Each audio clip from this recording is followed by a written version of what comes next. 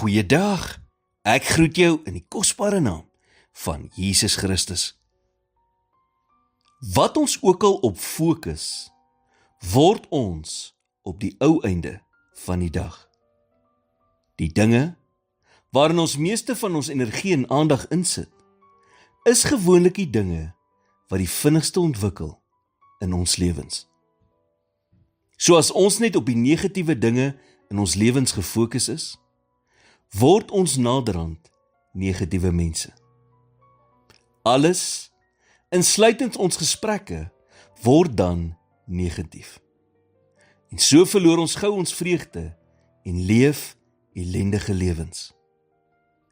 Wat ek op moet fokus, is God se genade en al die goeie dinge in my lewe.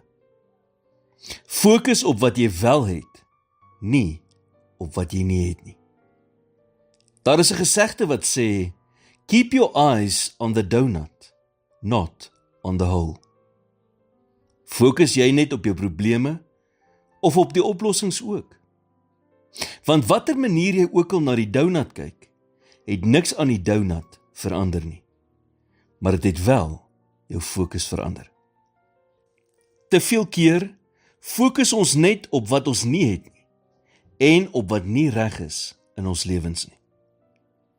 Wat is jy op gefokus vandag? Dis 'n baie belangrike vraag om jouself af te vra, want dit wat jy op fokus, is 'n keuse. 'n Mens kan ook sien waarop jy gefokus is, deur op te let, deur wat jy sê. Spreuke 18 vers 21 sê, dood en lewe is in die mag van die tong, en elkeen wat dit graag gebruik, sal die vrug daarvan eet. Jy kan dus jou lewe in stukke skeer, deur negatief te praat en die heeltyd net op die slegte te fokus. Net so kan jy ook 'n atmosfeer skep wat God aantrek, of wat God uit jou situasie uitstoot. Ons kan nie 'n positiewe lewe hê, terwyl ons net op die negatiewe gefokus is nie. Ons fokus is wat bepaal waar ons op eindig. Here, vergewe my, dat ek soms net gefokus is op alles wat negatief is in my lewe. Ek vra, dat U my sal help om te fokus op dit wat positief en opbouend in my lewe is, sodat my denkwyse 'n denkwyse sal wees wat U behaag.